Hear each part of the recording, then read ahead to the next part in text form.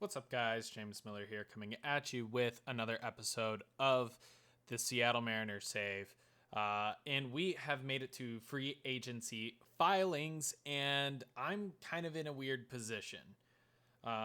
This is the first time that I've actually used external help on starting to see, number one, what the game thinks that my team looks like, what I think that I'm going to need, but more than that, kind of the overarching structure of my team slash where we're going to be going forward. But before I get into that, let's go ahead and look at some of, there is some interesting things to get here. I think we need to go to news listings. And we need to look for major awards because the awards have happened. We have Silver Sluggers. Number one, we had one Silver Slugger in Gold Glover. Excuse me. We had a Gold Glover in Zach Gallen and Cal Riley. That was the only ones from our team, but other notable ones are Jeimer Candelario, Tario Estrada, Ryan McMahon, Adrian Santana, Roman Anthony, Byron Buxton, and our former right fielder, Kyle Tucker. Kyle Tucker did look like he did keep it up while he went over to Boston. But, I mean, for $25 million, $30, like, I don't want 25% above league average. I want 50% above league average. So I'm kind of happy we got out from underneath this contract. Defensive players in the NL, we had Louis Varland, Patrick Bailey, Sal Stewart, Marcus Brown, UG Rosario, Mason Wynn, Jackson Churio, Brenton Doyle, and Fernando Tatis Jr. Sorry, Rosario. I'm terrible with names. I'm borderline dyslexic.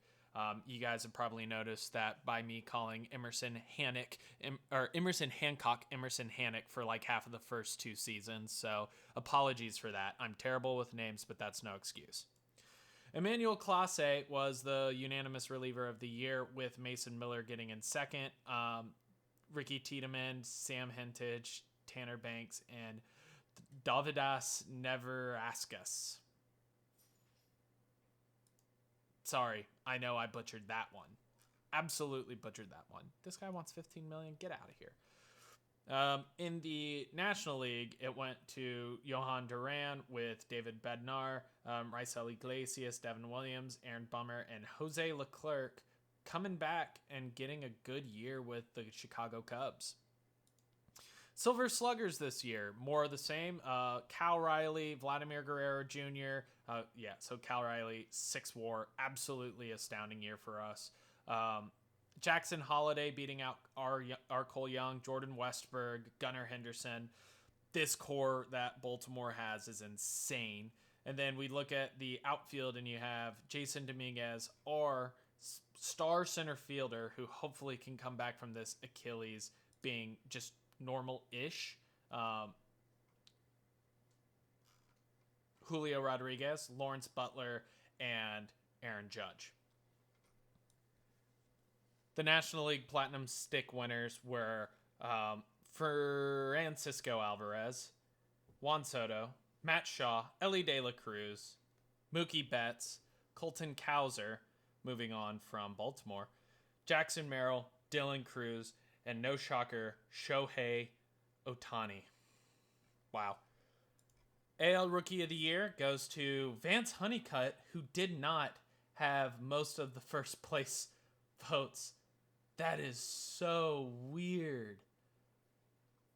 Adrian Santana got second place with most of the first place votes. Colton Ledbetter came in third place. Jacob Gonzalez fourth, and Matthew Etzel was in fifth. In the National League, it was Robert Callas with the unanimous first place votes. Joe Mack in second, Gabriel Rodriguez in third, Guillermo Williamson in fourth, and then Lucas Braun from the San Diego Padres in fifth. Top manager goes to Hyde, and then Bobby Williams gets, who cares? Top AL pitcher was Quinn Priester, with Max Fried, Tarek Skubal, Mackenzie Gore, Brian Wu, Emmanuel Classe, and Garrett Crochet as other finishers. Quinn Priester had a very good year as a starter with a 2.32 ERA. Max Fried, also some of the same, 2.89, and then Tarek Skubal, 2.88. Two of the top starters were all both on the same team. Cy Young for the National League is Logan Webb, Zach Wheeler, Spencer Strider, Roki Sasaki, who is injured. Ooh, he's going to be gone for a while. Nick Frasso, Mitchell Parker, Johnny Brito, and Clay Holmes. AFL. And the MVP goes to Gunnar Henderson, who absolutely looks ridiculous in this save. Vladimir Guerrero gets second. Cal Riley gets third. Jordan Alvarez gets fourth. And just for the record, I do not vote on awards because I would vote unanimously for my own players. So that's why this one vote came from the AI. And it might have come accidentally from me. I don't know. But I didn't actively go out of my way and vote. Jackson Holiday, Jason Dominguez, Anthony Volpe, Jordan Westberg, Julio Rodriguez getting some love, Aaron Judge, Jock Peterson, Lawrence Butler, Quinn Priester, Bobby Witt Jr., Cole Young getting love. That's great. Getting down ballot MVP votes is always nice. Brent Rooker, Tarek Skubal, Bo Bichette, and Max Fried all getting some love. NL Premier players, winner goes to Dylan Cruz. Someone other than Shohei Ohtani got it in the National League. That is crazy. Shohei Ohtani, though, getting second. Colton Cowser, Ellie De La Cruz, Jordan Walker, Jackson Churio, Fernando Tatis Jr., Jackson Merrill, Juan Soto, Matt Olson, Francisco Lindor, Michael Harris the second, Sal Stewart, Francisco Alvarez, and Patrick Bailey round out the rest of the awards. So unlike years past, where I'll have 100 trades by this time, I've actually made 0 changes and 0 trades to the roster. A big reason for that is there's not a lot of trade value right now. I think I'm going to wait until winter meetings, so to speak, to make sure that I do get better value for my players. And a lot of that has to go with the composition of our lineup. So I'm going to bring in another worksheet here, and I hope to God I don't lose you guys, but I promise you I will. So here it is. Oh, goodness. It's not letting me bring it over. There it is. So this is a batter and pitcher data thing that I have found on the internet. I found it on a forum. And I just wanted to see what it said about our team. And it basically gave us, based off of their potential, based off of what they've done over the previous year, it kind of spits out value propositions of contracts, what we should offer people, what things are right now. And it shows me, number one, that I'm giving contracts out way too early before people are established. But number two, it kind of shows me that we are in a really good place and a really bad place at the same time. So number one, looking at it, our starting pitchers from Brian Wu to Connolly Early and Marcelo Perez are all going to be very, very, very average. There's nothing else to be said about it. We see it. We know what's going to happen. It's just the way that it is, right? We know that they're going to eat a solid amount of innings. They're going to do a good job. But at the end of the day, it's kind of, we're in the middle of this road where we have a really good start of our rotation, but we don't necessarily have the best bullpen to go along with it.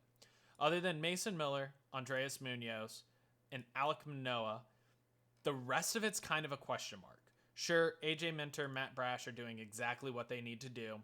They're just in the middle of the bullpen, eating innings. Same with Jeremiah Estrada. He's in the bullpen, eating innings. But he's not doing it to the same rate as Andreas Munoz and Mason Miller are. So what does that mean for us? Well, number one, I think it's time for us to start looking for ways to move on from some of these players. I think it's time to start turning over this bullpen, and an easy way to do that is to kind of cut salary, cut bait, and trade some of these players. But even more than that, I need to start bringing up some of our prospects. Looking at our prospects, we got these guys right here who look to be poised to take over some roles. Between Christian Little, Marcelo Perez is up, but between Christian Little and Will Riley, we are going to have some pretty good prospects come up for us here in the next year or two. I'm pretty happy about that. Jack Noble and Nolan Sparks are going to somehow come in and take over for Zach Gallen. We're going to offer him he wants $19 million over the next whatever years. We're not going to give it to him. We're going to just franchise tag him and let him move on. But it just shows me that my pitching, I just need to throw together another bullpen, get a couple of good arms, and then retool it at the trade deadline, and that'll be that. Lineups wise, I have constructed a monster. Look at this. So I got Cal Riley, Yordan Alvarez, Cole Young, all above 5 WAR. Also, we have Julio Rodriguez down here, and then it estimates that Easton Carmichael is going to come in, be a catcher 2, and absolutely do the darn thing. So that's exactly what we're going to do. We're going to bring in Easton Carmichael to come help supplant this lineup. Another guy who Willie Abreu is going to be a 4 WAR player. Carlos Correa is going to be a 4 WAR player. Rafael Devers is going to be a 4 WAR player. So I've already seen this position play out where we have the players to make it work. We already have our depth pieces with Zach Levinson, Blaze Alexander, Brian Rincon, which I'm still not sold on him, but whatever, and Tavian Josenberger.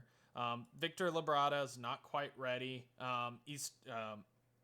Franklin Arias and Rich Hernandez show to be very ready. And Josh Kasevich is not quite ready. Ben Williamson is done. He has shown us that he's not quite there yet. He's not going to do a good job. He's going to strike out too much. He's not going to put the bat on the ball. The only thing that's valuable is his defense, and even that is not great. So what does that mean for us? Well, let's get back to what we're doing. That means we're going to play heavily in the Rule 5 draft to see if we can get a couple more bullpen pieces. We are going to look for some more bullpen pieces to help supplement this roster, and potentially one more backup infielder, because I don't like going from Carlos Correa or Rafael Devers to a Franklin Arias or a Brian Rincon. I think Blaze Alexander can step in and do an okay job, especially with the bat. But I would like to see potentially one more stud outfielder, and that's what we're going to attempt to trade for. But before all of that, we also have messages. So number one, because we have been doing a great job and we haven't been shooting for a 55% win rate, and we've been shooting to win the whole thing every single year. Our Seattle Mariners rating of loyalty has increased, so we can do more wrong here. Budget, we had a $284 million budget, which now has given us a team payroll of about $190 million. That's great. Season goals, great. We acquired Yordan Alvarez, which, by the way, he's finally ready for a contract extension. He is another guy that I'm not quite sure I can give him this contract, but we'll just have to see. Improve your draft record. That is another thing that I need to work on. That's another reason why I'm not trying to re-sign all of these guys long term. But increase staff cohesion, fine. Long term, we need to bring a championship by 2030. So that gives us 3 years to win a championship. So now it is the next year, win a championship, bring more drafted players, improve staff cohesion, improve record on road games, and build a team that can also win the championship within 3 seasons. So win it now and win it again. Next thing, we have a 2-year contract worth $1.4 million, so we're here. And then the top prospects report, let's go take a look. So we have Daniel Lomelli, Big Dan, is right here at, sure, he's a second baseman, but he's not really a second base. Set his position to first base, and I guarantee you he would climb more. And then John Garden, our big bopping catcher that we drafted, looks like he's going to be great. As far as pitchers are concerned, we got 3. Jonathan Kinchin looks great, but I don't think he's going to develop that 4th pitch. I think he's going to eventually be a stopper, high leverage guy for us. Unfortunately, we also have Josh Bell, the god of baseball. We're gonna let this man cook. He still looks absolutely phenomenal. I think his scouting has come down just a little bit, but that's kind of to be expected. His stuff is already improving. His potential rating drops, but he'll be on the short list for best reliever in the year.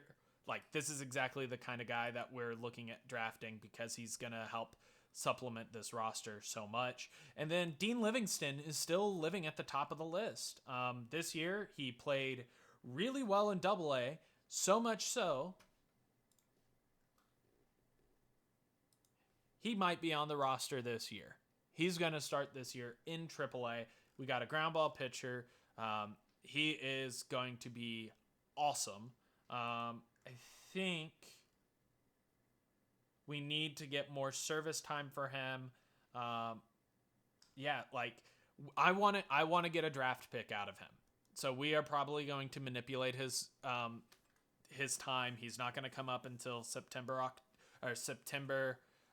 probably late August. Just so if he is pitching crazy good in September, we can put him on a playoff team if we're still playoff eligible. But it's time to start thinking about some of those top guys in the minor leagues.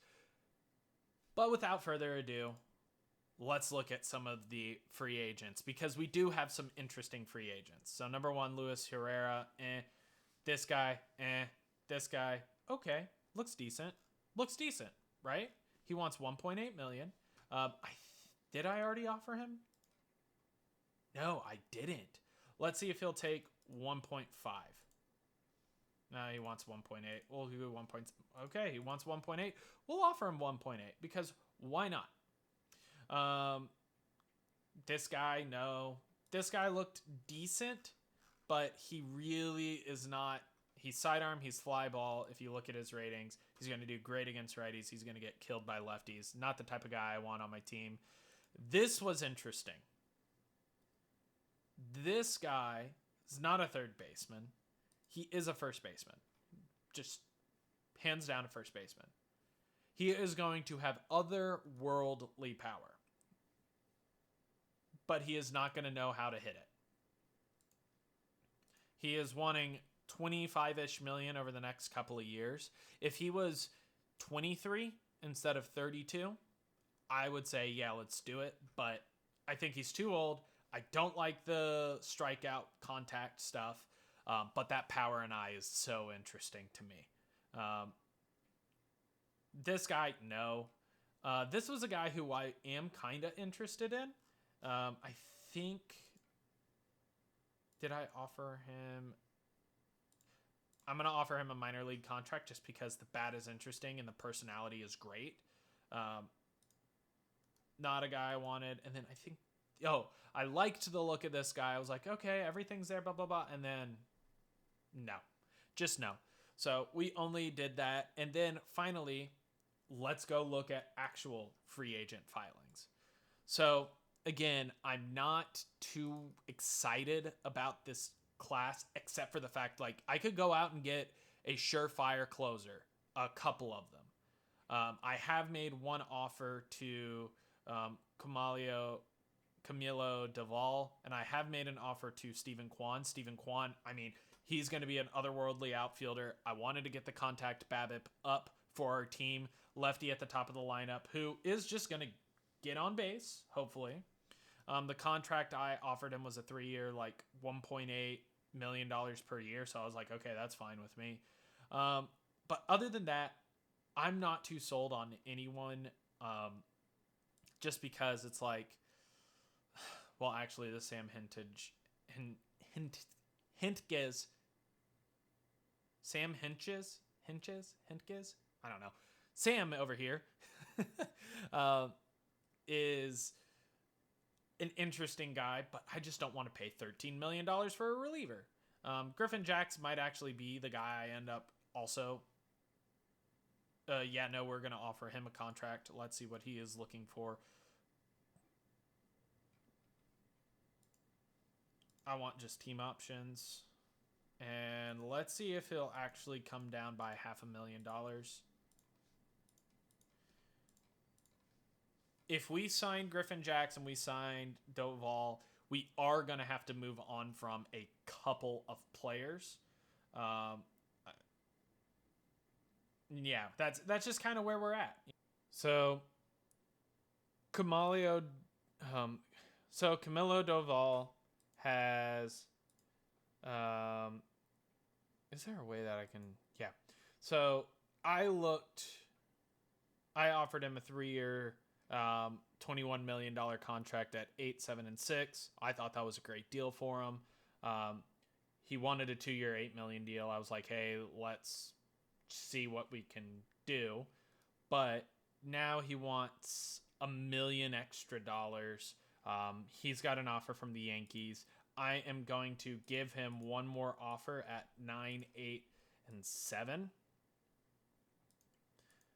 Purely to make the Yankees pay, I don't think that we're going to get him for 3 years, $24 million, but I don't want to just give him to the Yankees right now. If he comes in here for $9 million as a 100-mile-an-hour extreme ground ball pitcher, I'm not going to be mad about it. And now the winter meetings are here, so it is time to start putting together pieces to see if we can get something going. We have now made a trade. So our package is Cole Stokes. Yes, he looks great. Yes, he's put it together, but I'm still weary of that control. Still hasn't fully developed that pitch. Yes, he has a great personality, but the stamina's not great. There's a lot of things to pick apart at this guy, and I think his best value is actually going to be trade value for us. So thank you, Cole Stokes. OSA is a lot higher on him, but our scout, who we are going to trust, is a little bit more bullish on him. Matt Brash, yes, he's great. His control is he did regress heavily last year, gave up a lot more hits, a lot more hard contact. He has $4.4 million this year, so he is a decent pitcher, but he's not a guy who we're looking to have. And then Victor Labrada, who we just know is a great defensive outfielder, but potentially not much more, has struggled in 2 years of AAA for actually hitting. So he's a guy who's kind of like hasn't proved himself, but greener pastures may do well. And let's talk about a little bit of what we're getting. So Ramon Martin just looks like a decent guy. Mason Bixby, he looks like a good reliever to just throw into this core. Relievers are something I am going to start prioritizing just a little bit more. Carlos looks like a good bullpen catcher. Same as Fernando Gonzalez. I just wanted to get a couple more guys in our minor league system who can catch. So that was that thought process. And then this is just an upgrade. We got Ryan Walker. He still is arbitration eligible. He is a great pitcher. So we're upgrading Matt Brash.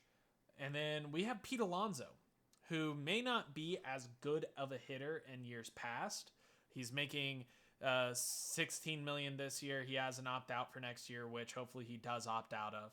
If he opts out of it, we are going to just franchise tag him, whatever. I think we actually may not. He's already received a qualifying offer. So, no, we won't be able to do that. I don't know if the Giants are going to be able to retain. Well, they'll retain some of it, so we will take them up on that. But this is going to solidify our lineup a little bit more. We are going to have a right-handed bat in the middle of the lineup, just like I was looking for, and we get an upgrade to the back end of our bullpen for at least this year and next year. Okay, this is a thing. I am just shopping around Rafael Devers, and I see Bo Bichette pop up. I'm a big fan of Bo Bichette. I think that this game typically gets him wrong whenever his OPS starts to drop. He did it really good last year, and I think he's going to be a great guy at the top of that lineup to set the table for everyone else, or super late in the lineup who's, okay, let's not look at the news right now, but super late in the lineup who is going to be a fan fave. He's going to be good. So I'm going to go ahead and do this. They're retaining half of the contract, so yeah, let's do it. Fan reaction to loss, it increases a little. Let's go look and see how much that actually is. What is it, front office? We're still at fan loyalty of 90, or fan interest of 90%, market size above average. Yeah, no, we're totally fine. And then salary wise, that probably makes a pretty decent dent. Should have looked at before and after. But let's look. Yeah, Carlos Correa and Bo Bichette are both going to be making $6 million, $9 million. Like, I'm totally content with that. Bo Bichette is going to slot over as the third baseman. I think that he's going to be fine. He's going to be just fine there, defensively and whatnot. We're also going to teach Carlos Correa third base this offseason as well. So we're going to have Bo Bichette come in, slot in. Lineups wise, it's just we're going to bump everyone up there. Bo Bichette's going to come here. He's going to play third base. And now we just kind of are looking for potentially a left fielder to come in and be that left fielder versus right-handed bats, whereas Zach Levinson can be that left fielder versus left-handed bats. We got 13 players on the roster. I think Ben Williamson, we're just going to shop him around and see if anyone wants anything for him. If someone takes him, that's great. Is this guy any good? No. Kennedy Corona. Honestly, I'm fine with a Kennedy Corona avenue. Brian Abreu is making way too much. How much do they want for Brian Abreu? If they will retain 100% of it, still want a little too much.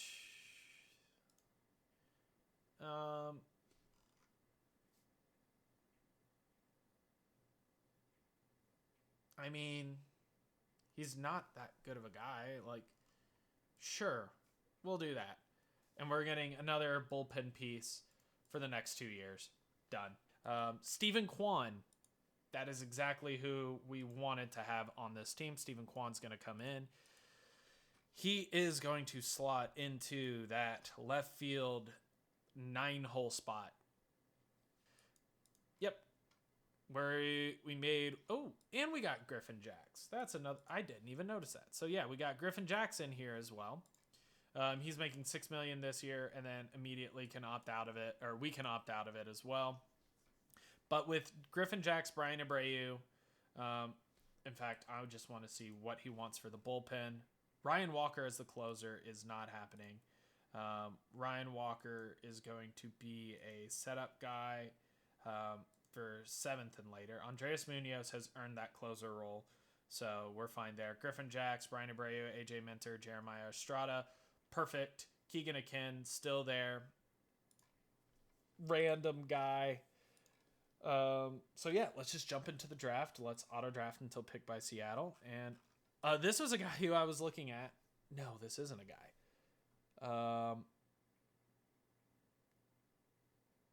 Not him.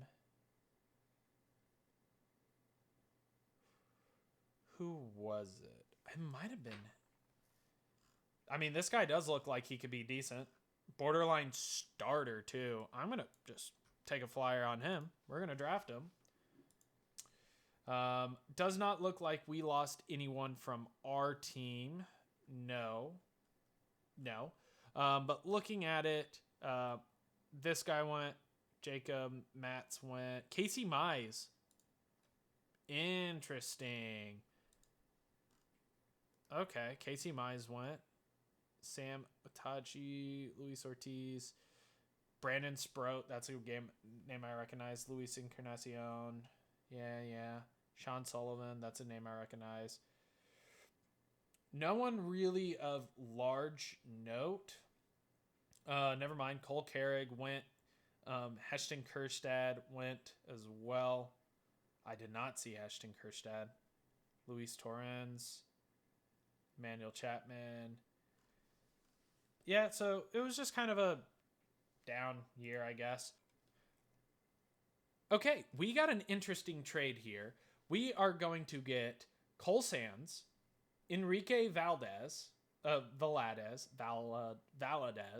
for Anderson Jimenez, which Anderson Jimenez, I mean, he looks like a pitcher.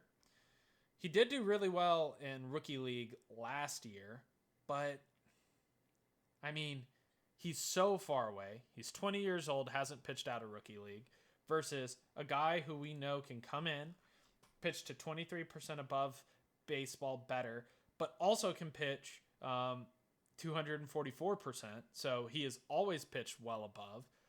I think this is kind of a no-brainer where we just complete the trade and we figure it out from here. And we have made it to international amateur free agent signing period.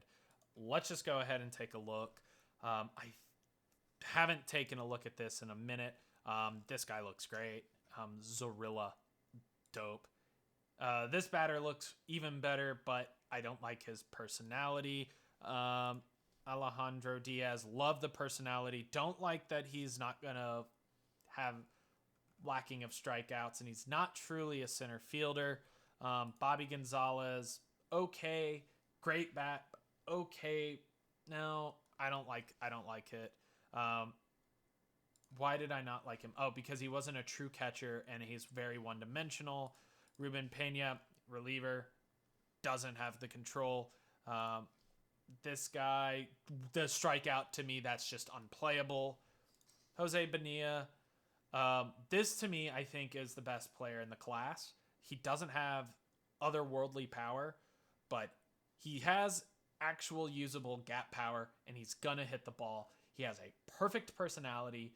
Maybe we can focus in the dev lab on him getting some range stuff, because it's a passable first baseman. Pinto Bean is absolutely a passable first baseman, but we are going to just offer the contract to him. We're going to go for $3 million and just get him locked up immediately. Let's hope we get Bonilla. Yes, Jose Bonilla is on the team. We are going to ask for a scouting report. He's 16 years old. We are not going to move him up too early, but we are going to go back. We're going to see who else we can potentially sign. We have 1.75 million. What was this guy again? No, I don't want him.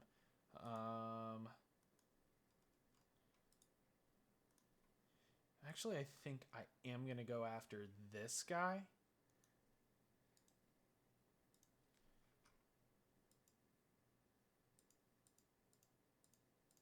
I'm just going to offer him the full amount, see if he takes it. If he does, boom, we're done with minor league free agency. If he doesn't, both of them signed contract. Perfect.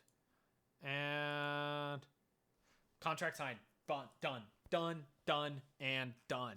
And we are all the way to current day of spring training. And oh my goodness, I see a bunch of outstandings and a bunch of successful. So let's jump into it. Big Dan had a potential BABIP rating increase of 5 and current BABIP rating increase of 5. That's huge for him. He needs that, because if he doesn't fully flesh this out, he's going to struggle, you know? Ramon Romero, nothing. No improvement to pitch arsenal. Pitch movement program increased. That's good to see. So he looks almost ready to come up. Improved control, outstanding. Potential control improves just by a little bit, but his actual control improves. Again, another control, great, and then no improvement, no improvement. That's unfortunate. All right, so player development, it's just going to be improve outfielder and field defense all the way across. We're hoping that Bonilla can just have a little bit, if we can just improve that range to 50, error to 50, and heck, even turn double play. If everything goes up by 5, I'll be very happy. Ricky Delira, same thing. If that outfield range can go up just a little bit, he can be a pretty good right fielder. And this guy, if he can just get a little more range, he'd be a great second baseman. And then more of the same. If Cole Young or Merrick Houston, Zach Levinson, Tavian, Josenberger, or Bo Bichette can do it, that would be awesome.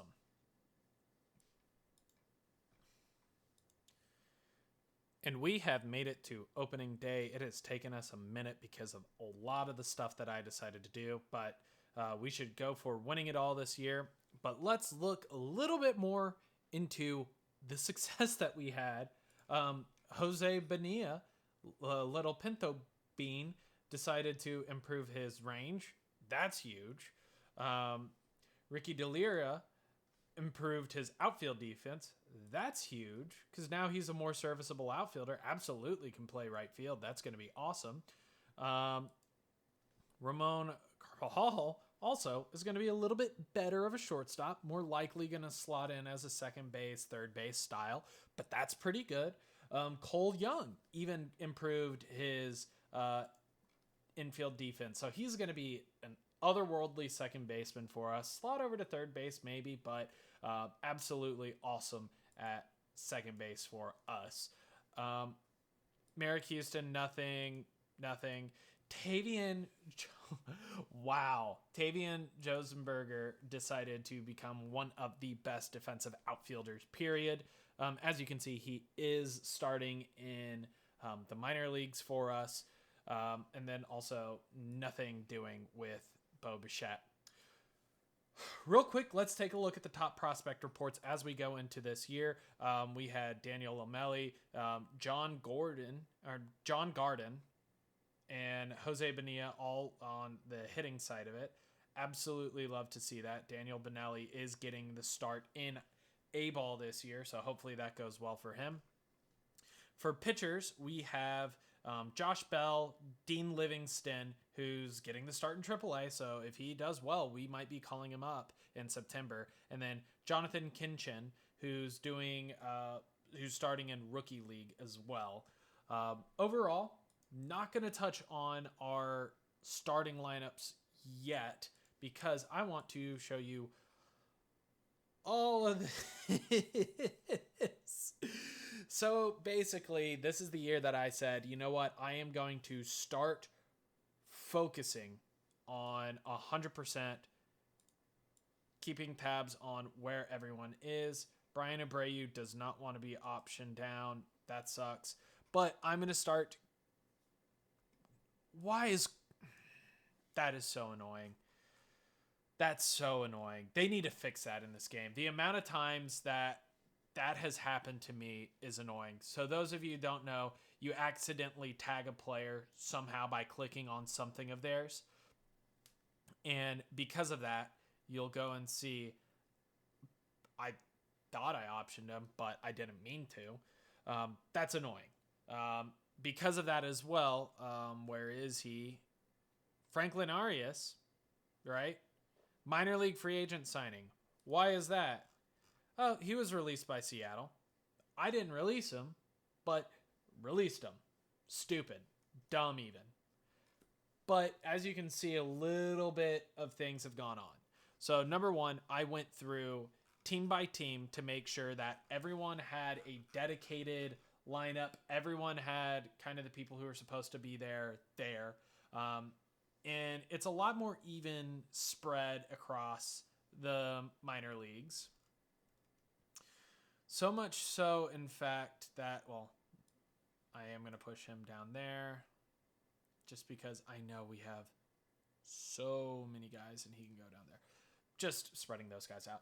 But just there was a lot of problems with the way that the minor leagues were set up. I had so many people here because they aged out of ACL and DSL, and I need to really start focusing on the lower levels of my minor leagues if we are to start pushing things up.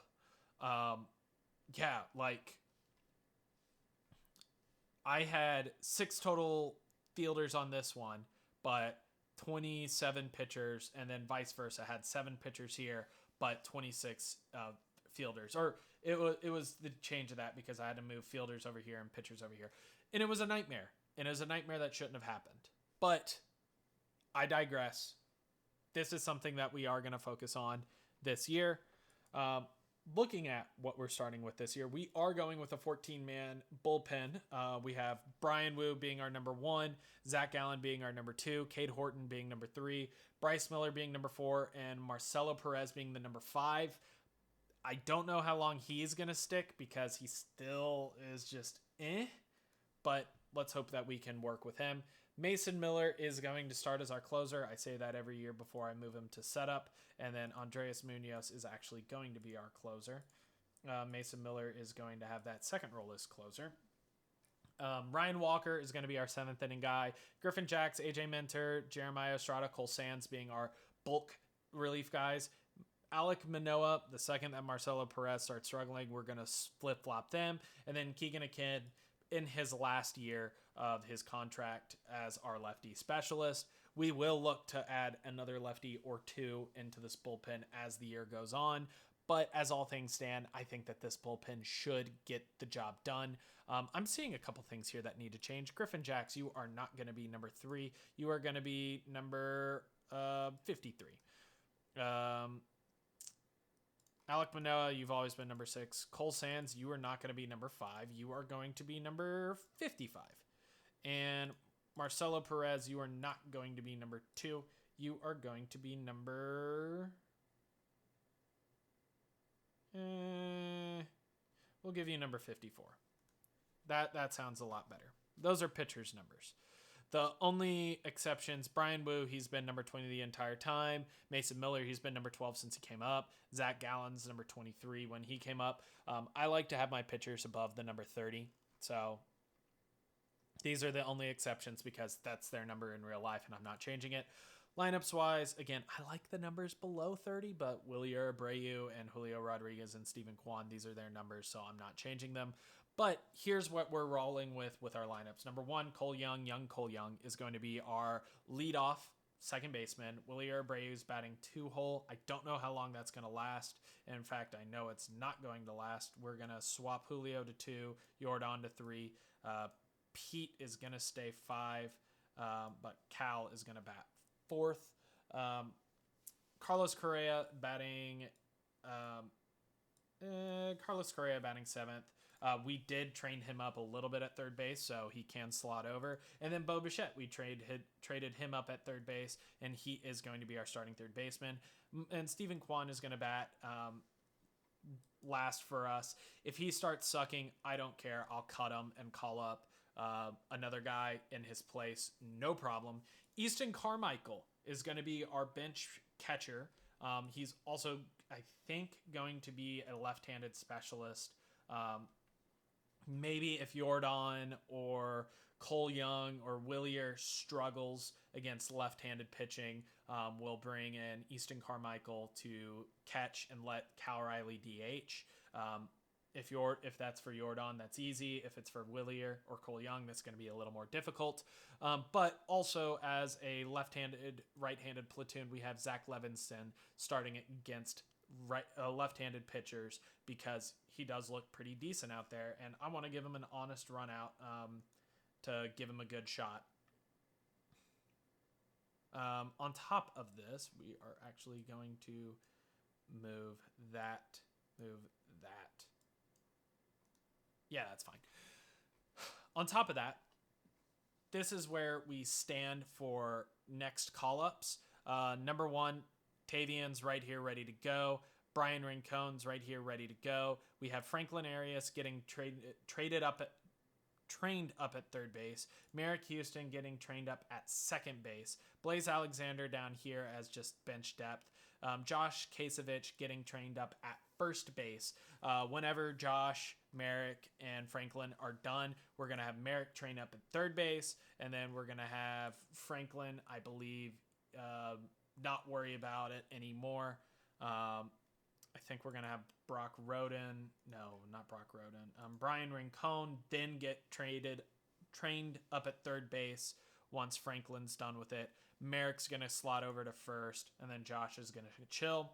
And then once that's done, Merrick will then slot over to third and get trained up there, just so they can all be trained up as best as possible. Christian Little is a guy who's going to be up this year. In fact, let's just go to top overalls.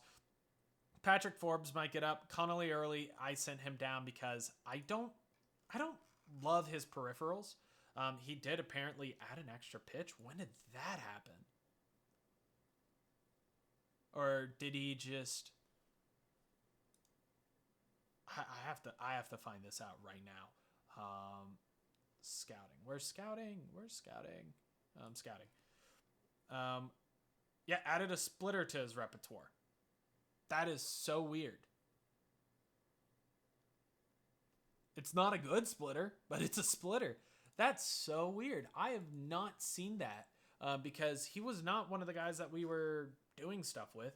If that pitch develops, I mean, that's a 5-pitch mix. Next offseason, we are going to have him work on his stamina to be an actual pitcher for us, but that's awesome. Patrick Forbes might be up this year. He looks really good, and on top of that, he's actually a pretty decent bat, left-handed, and plays some decent outfield, so he's playing as a two-way player, which is really cool. Who else? This guy actually ended up looking pretty decent. Brandon Fott, we signed him on a minor league contract. He might be up. He probably won't, but that's just nice depth to have. Nathan Lavender, Luis Velasquez, and Carlos Vargas are all here as well. Christian Little, he's going to be up sometime this year probably. And then where is our... Anthony Chitty had huge dev boost this last year. He has not played above college level, so I'm actually going to push him down to...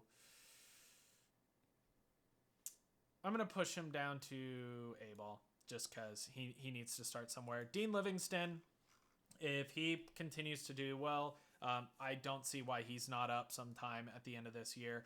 And again, that's kind of why, salaries-wise, let's go look at salaries for the millionth time, I feel like, in this playthrough. Salaries-wise, let's look who's coming off the list this year. Andres Munoz, Keegan Akin, Vince Velasquez, Zach Gallen, Carlos Vargas, Brian Abreu. Like, Brian Abreu is technically 100% bought out by another team, but we have a lot of pitchers who are going to be coming off of contract. We got a team option for AJ Minter, who we may or may not pick up. We got Griffin Jacks on a team contract. Ryan Walker on arbitration. Mason Miller is potentially coming off as well.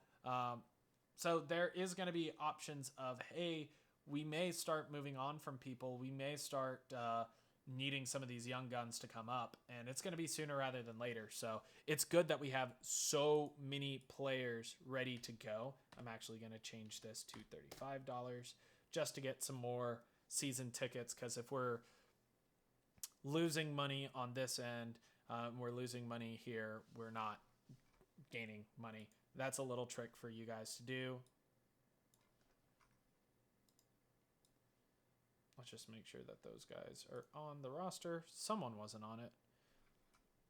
I almost forgot. Before we go, we need to look at the preseason prediction. You know, it's our favorite time of the year whenever we decide, hey, who's going to win the league before we even play it out? And it looks like we have a good chance of being the best team in baseball. And why is that? Well, number one, we're hitting 227 homers, which is 17 more than anyone else.